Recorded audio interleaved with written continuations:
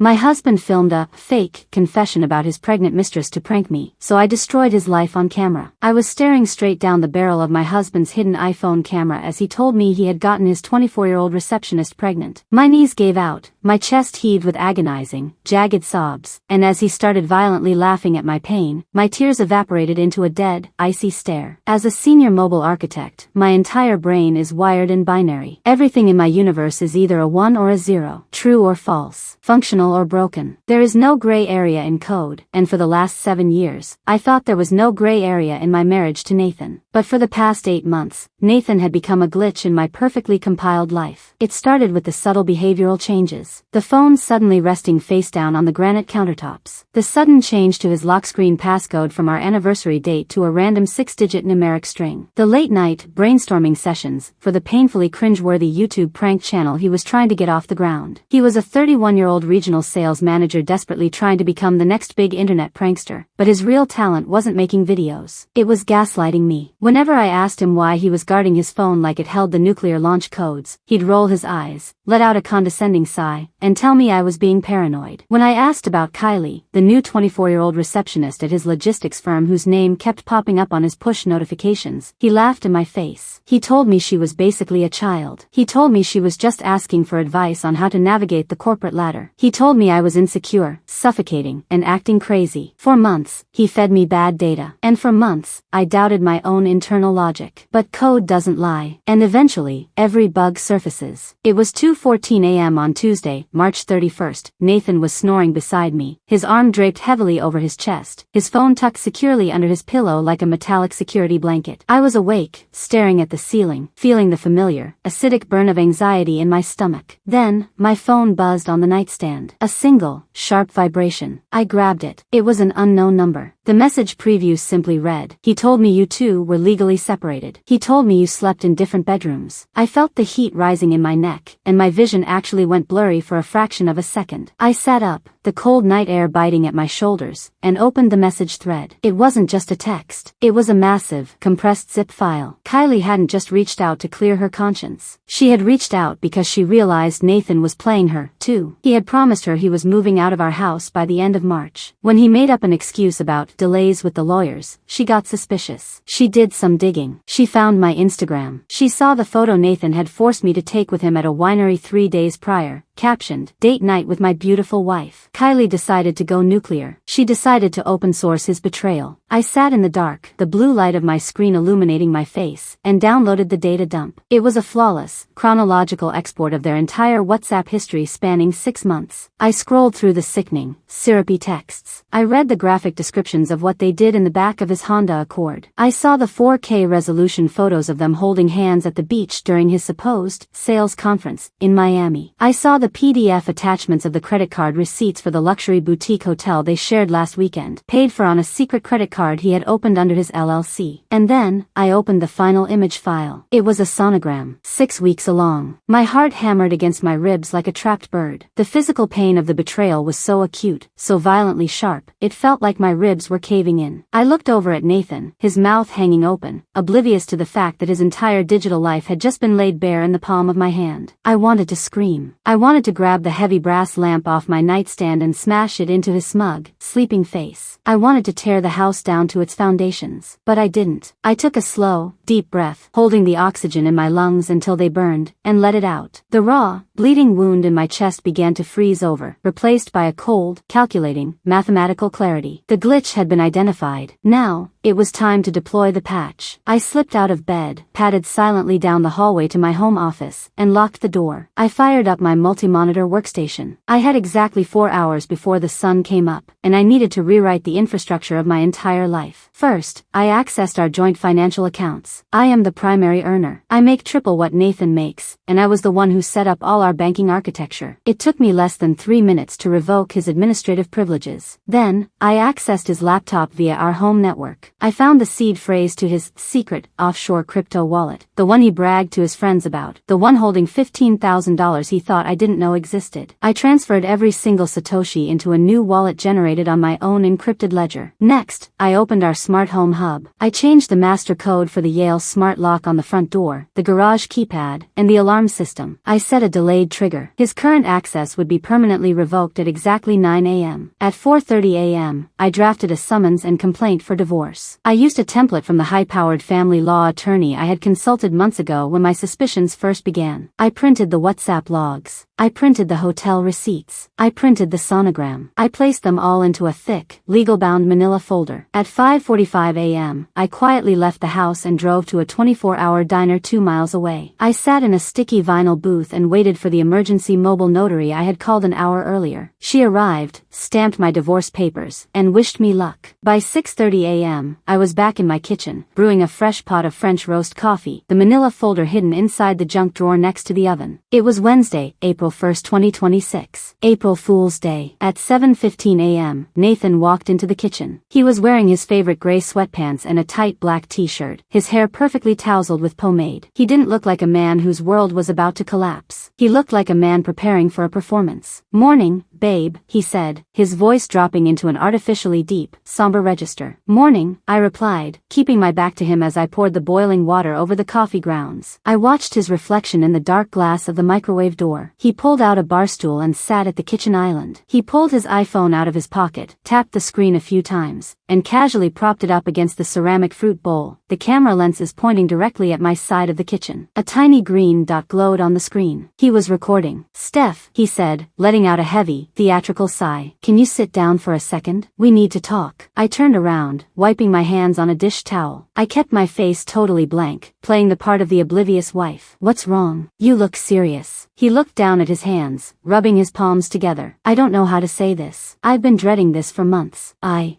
can't live a lie anymore." "What are you talking about?" I asked, taking a step toward the island. He looked up at me, his eyes perfectly wide, his face a mask of manufactured guilt. "I've been sleeping with Kylie, my receptionist. It's been going on for over half a year." He paused, letting the silence hang in the air for maximum dramatic effect. "She's pregnant, Stephanie. I'm moving out today. I'm choosing her." For a split second, I actually admired his audacity. He was using the absolute, undeniable truth, the reality of his disgusting betrayal, as the premise for a prank video. He thought he was untouchable. He thought my pain would be the perfect viral content for his pathetic channel. So, I gave him exactly what he wanted. I gave him an Oscar-worthy performance. I dropped the dish towel. I let my jaw fall slack. I brought my hands to my mouth, my eyes widening in sheer, unadulterated horror. "No," I choked out, forcing my voice to tremble. "No, Nathan, please tell me you're joking. Please." "I'm sorry," he whispered, looking right into the hidden camera lens. I clutched the edge of the granite counter, my knuckles turning white. I let out a guttural, hyperventilating gasp for air, my knees buckling beneath me. I slid down the face of the cabinets, collapsing onto the cold tile floor in a pathetic, weeping heap. I buried my face in my hands, sobbing violently, my shoulders shaking as I wailed his name. That's when the real bombshell dropped. Nathan couldn't hold it in anymore. A snort escaped his nose, followed by a loud, booming bark of laughter. He leaped off the bar stool, grabbed the recording iPhone from the fruit bowl, and shoved the camera right into my face. "April Fools," he screamed, howling with obnoxious, chest-heaving laughter. "Oh my God, look at you. You are sobbing. You actually thought I'd leave this house? You thought I'd leave you for a 24-year-old? You're so easy to get, Steph. Holy crap, the internet is going to love this." "Gotcha." He stood over me, wheezing, waiting for me to look up with tear-streaked cheeks and swat playfully at his legs. He was waiting for me to call him a jerk and laugh along with the joke. Instead, my fake sobs cut off instantly. Total silence. My face went from a portrait of total devastation to coldly functional in exactly 0.5 seconds. I stood up smoothly, brushing a piece of invisible lint off my sweatpants. I looked him dead in the eyes, my expression completely hollow, and wiped a single, forced drop of moisture from my cheek. Nathan's laughter sputtered and died in his throat. He lowered the phone a few inches, his brow furrowing in confusion. "Babe, you good?" I didn't answer him. I turned around, opened the kitchen junk drawer, and pulled out the thick manila folder. I turned back to him, the weight of the paper heavy in my hands. Actually, Nathan, I said, my voice dropping into a terrifyingly calm, low-frequency register that seemed to vibrate off the kitchen walls. Your timing is absolutely perfect. What is that? He asked, his voice losing its cocky edge. Kylie didn't just message me last night, I continued, taking a slow step toward him. She sent me a full data export of your entire WhatsApp history. She sent me the ultrasound scan. She sent me the credit card receipts for the luxury suite at the St. Regis you two shared last weekend. Nathan's face drained of all color. His jaw literally dropped, his mouth forming a stupid, silent O. The phone in his hand began to shake. She realized you were lying to her about leaving me, too, I whispered, stepping so close to him I could smell the cheap vanilla body spray he always tried to pass off as his own scent. She decided to open source your betrayal. Steph,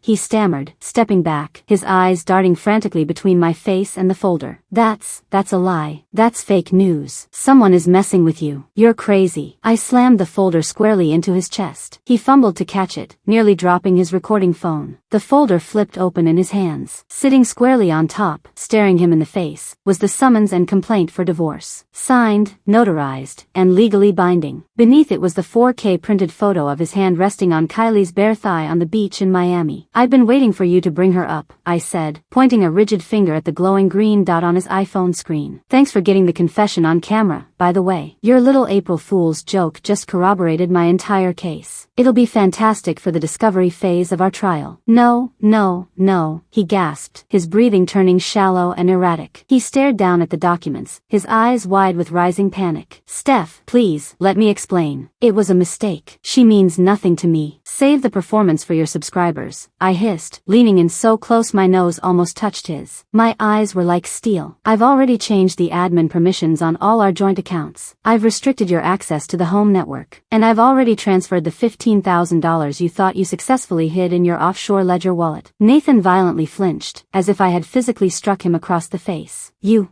hacked my crypto. I'm taking the house, I stated, my voice as cold and absolute as a machine. I'm taking the dog. And I'm taking your dignity. April Fools, Nathan. I tapped my smartwatch. It read 8:50 a.m. You have exactly 10 minutes to pack whatever fits in your car before the Yale smart lock on the front door revokes your access permanently. If you are inside this house at 9:01 a.m., I am calling the police and having you removed for trespassing. The system crashed. Nathan's brain simply could not process the overwhelming influx of catastrophic data. His fingers went numb. The iPhone slipped from his sweaty grip and plummeted to the floor, the screen shattering into a spiderweb of cracks against the hard tile. He fell to his knees, clawing at my sweatpants. Stephanie, please don't do this. I have nowhere to go. My name is on the mortgage. You can't just lock me out. Watch me, I whispered. I reached down and picked up his shattered, but still recording, iPhone. I looked into the cracked lens. Don't forget to like, comment, and subscribe, I said directly to the camera. Then, I stopped the recording. Nathan was sobbing now. Real, ugly, hyperventilating sobs. His chest heaved as he scrambled to his feet, running his hands through his perfectly styled hair, ruining it. He sprinted toward our bedroom, ripping open the hall closet to grab a duffel bag, babbling incoherently about how he could fix this, about how we could go to counseling. While he was frantically throwing underwear and t-shirts into a bag, I stood calmly in the kitchen. I opened the YouTube app on his phone. I uploaded the raw, unedited video file directly to his channel. I titled it The Ultimate Prank, When the Cheater Records His Own Divorce. But I didn't stop there. I opened his Facebook app. I uploaded the video to his timeline. I tagged his mother. I tagged his father. I tagged the VP of sales at his logistics firm. I tagged the pastor of his parents' church. And then, I hit publish. By the time Nathan dragged his overstuffed duffel bag out of the bedroom at 8:58 a.m., his shattered phone was blowing up on the kitchen counter. Notifications were pouring in like a waterfall. A text from his mother, Nathaniel Thomas. What on earth is this video? Call me right now. A text from his boss. We need to have a serious meeting about your conduct immediately. He looked at the glowing screen, then looked up at me, absolute terror radiating from his tear-filled eyes. He realized what I had done. He realized his life, his reputation, and his pathetic internet persona had been incinerated in the span of 15 minutes. You ruined me, he choked out, his voice cracking. No, I replied, crossing my arms. I just compiled the code you wrote. 1 minute left, Nathan. He stared at me for one long, agonizing second, realizing there was no trace of mercy left in my eyes. Then, he grabbed his bag, turned, and practically ran out the front door. The heavy oak door slammed shut behind him. I walked over to the kitchen island, picked up my tablet, and pulled up the live feed from the Ring doorbell camera. I watched in glorious high definition as he threw his bag into the trunk of his Accord, looking back at the house like a man who had just survived a shipwreck. As he pulled out of the driveway, the clock on my wall ticked over to 9 a.m. The heavy, metallic clack of the Yale smart lock engaging echoed through the quiet house. I walked back to the coffee maker, poured myself a steaming mug of French roast, and took a long, satisfying sip. The house was quiet. The air felt lighter. The fatal bug in my system had finally been identified, isolated, and permanently patched. Am I the monster here, or did he get exactly what he deserved?